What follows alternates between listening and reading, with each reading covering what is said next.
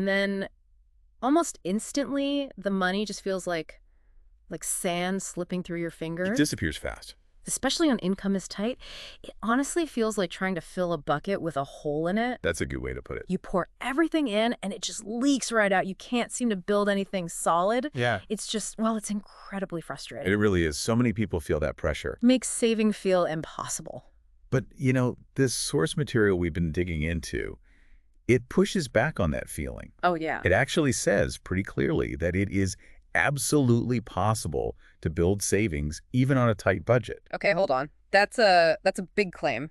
For anyone living paycheck to paycheck, that might sound, well, almost unbelievable. Look at that. It sounds tough. So our mission here in this deep dive is really unpack how.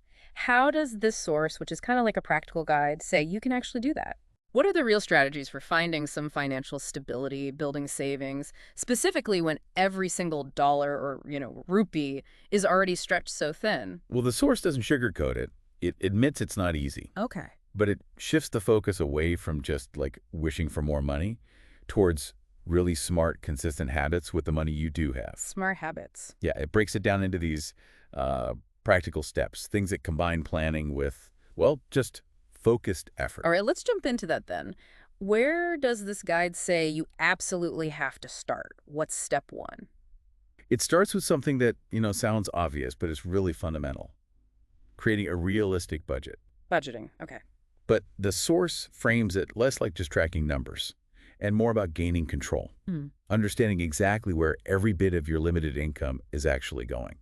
Okay, so it's about visibility first. Precisely. Because for someone on a tight budget, knowing exactly where the money leaks out, that's the first step to patching that hole in the bucket, right? Right. So it's less about like generic categories and more about the messy reality of your spending. Exactly. The action it really pushes is tracking everything, income, expenses, for a full month. A whole month. Yep. Not guessing, getting the actual data.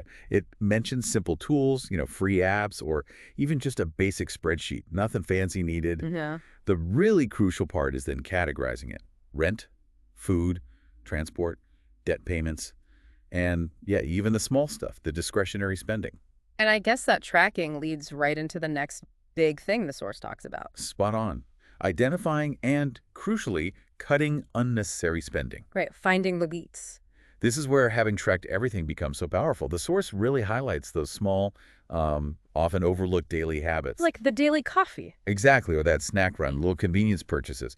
It stresses how these tiny leaks add up dramatically over a month or a year. Yeah, easy to dismiss those. Especially in a low income, because every single dollar or rupee saved makes a much bigger proportional difference, Makes sense. The source says you just can't afford to ignore them. Pretty much. Not if you're serious about patching that bucket. It even mentions the 50-30-20 rule. Oh, yeah, needs, wants, savings. Right, but it immediately says, look, you have to adjust that if you're on a tight budget. Maybe your needs are 70% or 80%. Which is reality for a lot of people. Totally. Okay. So the insight isn't to magically make needs 50%, is to ruthlessly examine that remaining 20-30%, or whatever tiny bit is left, and find any possible way to carve out space for savings or paying down debt. It's the principle of prioritizing that's key, even if the percentages look way different. That flexibility seems really important. It's not about feeling bad if your needs are high. It's about being super strategic with what's left. Exactly. Okay, so you've budgeted, you've tracked, you've maybe found some small leaks to plug. Where does the actual saving part start? How do you begin putting money aside? Right, and this is maybe the most counterintuitive bit when you feel like there's absolutely nothing left over. Yeah. The source says, start small, but be consistent. The core idea here is that the amount you save at first, it's actually less important than building the habit of saving. Start small. How small are we talking? Like, realistically small, according to the source. It gives examples of like just $100 or maybe $10 a week. Okay, 100 rupees or 10 bucks. Yeah. It might feel tiny, almost insignificant, but the source insists that consistency builds momentum. It proves to yourself that it's possible. Saving that small amount week after week is way more powerful psychologically than trying to save some big chunk once and then failing, $100 or $10 a week. Honestly, that feels genuinely achievable for a lot of people, even when things are really tight. It reframes saving completely. It does. Takes it from this huge, scary mountain to like a small, manageable step you take regularly. Yeah. And the source strongly, strongly recommends automating this. Ah, setting up an automatic transfer. Exactly. Set up that transfer for your small amount, 10 bucks, whatever it is, go straight into a separate savings account every single payday. Before you even see it, basically. Right. And it ties this directly to that powerful idea. Pay yourself first. Treat your savings like a bill. Yes. You treat that small savings amount not as optional, like if there's anything left, but as a non-negotiable expense, just like rent or electricity. The money gets moved before you even get a chance to think about spending it. That pay yourself first idea, that feels like a really key psychological shift. You're literally prioritizing your future self. Absolutely. And does the source give like a concrete example of what this small start can actually achieve? It does. It points out that saving even, say, $500 a month, which isn't huge, right? That adds up to $6,000 in a year. Okay, 6,000. And it frames that not just as a number, but as a solid emergency buffer. That's a tangible win, something real you've built from these small, consistent actions. That emergency buffer, building that is something the source really emphasizes, isn't it? As kind of a safety net. Oh, definitely. It's actually point number 5 in the guide. Build an emergency fund slowly. Slowly being the key word there. Crucial. The source is really clear on the purpose. This fund is your shield against future debt. Right, because unexpected things always happen. Always. Car trouble, medical bill, whatever. Having even a small buffer means you don't automatically have to reach for a high-interest credit card or loan just to cover it. And just like the general savings, the source suggests starting this emergency fund small too. Precisely. The goal isn't like immediately saving 3 or 6 months of living expenses. That's overwhelming. Yeah, totally. It's to start with a small, achievable target first, like maybe $5,000 or $100. The key insight is just getting started. Having something there is way better than waiting until you think you can save a large amount. Get the ball rolling. Exactly. And it stresses where to keep it. A separate savings account. Easy to access if you truly need it. But not too easy. Well, separate from your main checking or spending account so you don't accidentally dip into it. But yeah, accessible enough for a genuine emergency. Okay. And the golden rule for this specific fund? Non-negotiable, according to the source. Use it only for true emergencies. Not for a weekend trip or a sale. Definitely not. Medical bills, sudden job loss, essential car repair, yes. Shopping spree, absolutely not. That discipline is critical for this specific pot of money. Got it. Okay, so we've covered budgeting, cutting costs, starting small and consistent saving, paying yourself first, building that initial emergency buffer. What if, even after doing all that, the numbers just, they still don't add up? What if there's really no room left? That's a very real scenario, and the source addresses it directly with point 6. Boost your income, even slightly. Ah, the other side of the equation. Earning more. Right. It realistically acknowledges that for some people, just cutting costs might not be enough to free up any meaningful cash, or maybe even any cash after essentials. So actively looking for ways to bring a bit more money in the door. Exactly. The source lists practical options, things like traditional freelance work if you have skills writing, graphic design, tutoring. Things you can do on the side. Yeah. Or taking on a part-time gig, maybe some weekend work.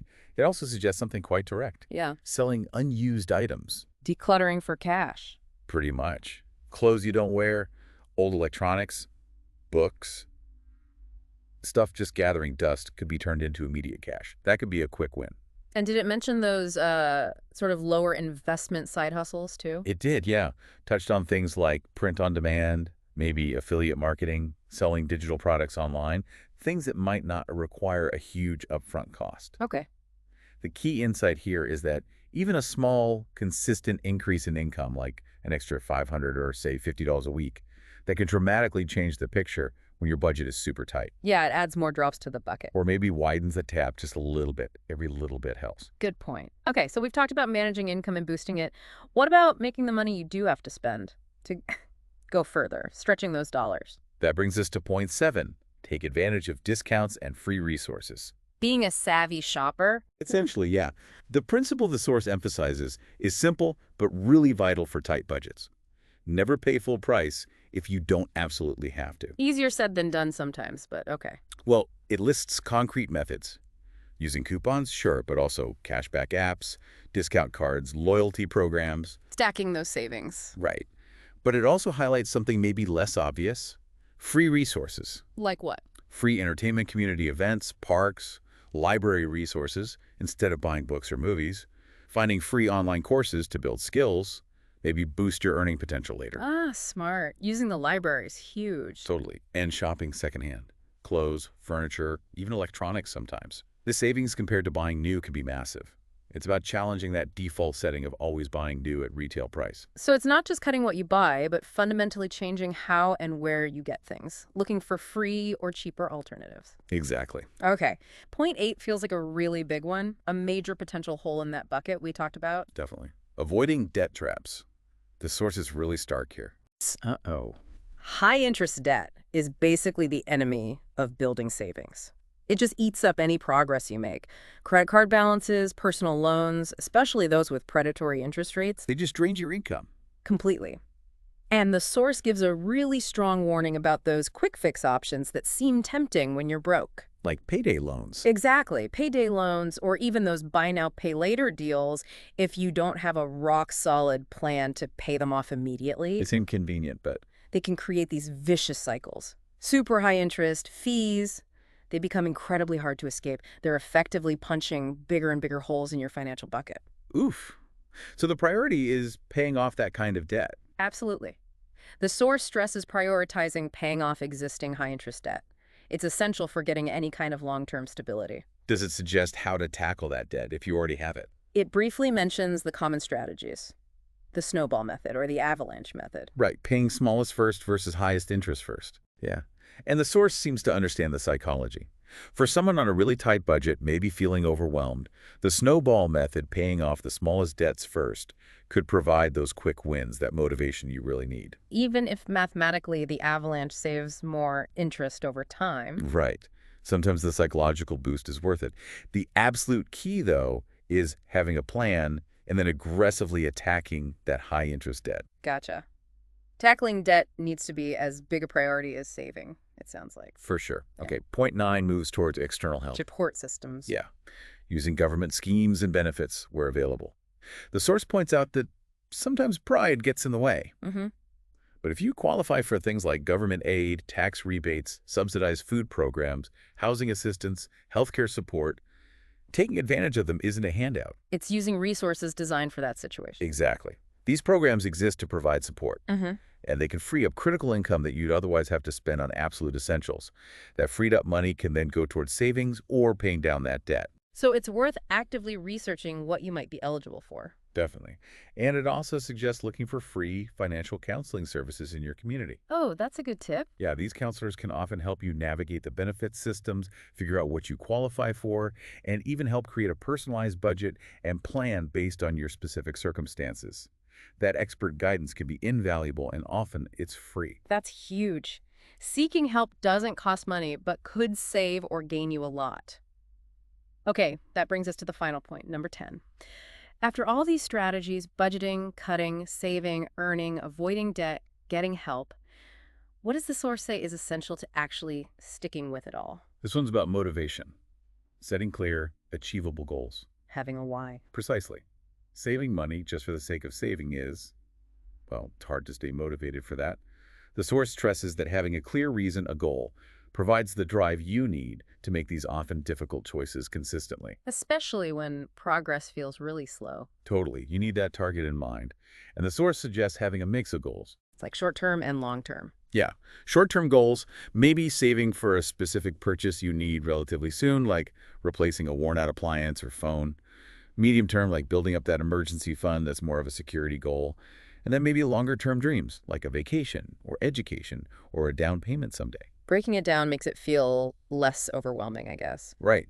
And what about staying motivated day to day when maybe you slip up or things just feel tough? Yeah, what does it say about that? The source encourages celebrating small wins. Ah, acknowledging progress. Exactly. Pat yourself on the back when you hit a small savings milestone, or maybe when you stick to your budget for a whole week, or resist an impulse buy. Those small successes build confidence. They reinforce the positive habits, which is so critical for making this a long-term change, not just a short-term fix. That makes a lot of sense. Okay, wow. We've really walked through this guide from the source, starting with just understanding where your money goes, Finding ways to save tiny amounts consistently, building that buffer, looking at income, tackling debt, using resources, and finally staying motivated with goals. It really does lay out a kind of roadmap, doesn't it? Step by step. It really does. And I think the overarching message the source leaves us with is powerful because it is realistic. It doesn't pretend saving money on a low income is simple or easy. No magic wands here. None at all. It requires discipline, it requires effort. But this guide shows that it is genuinely doable with the right mindset, the right approach, and just consistent effort. Yeah, those core principles it mentions: start small, stay disciplined, and I like this one, focus on progress, not perfection. Those really hit home after going through all these points. V2. And that final reminder from the source feels so important, especially for avoiding feeling overwhelmed or giving up.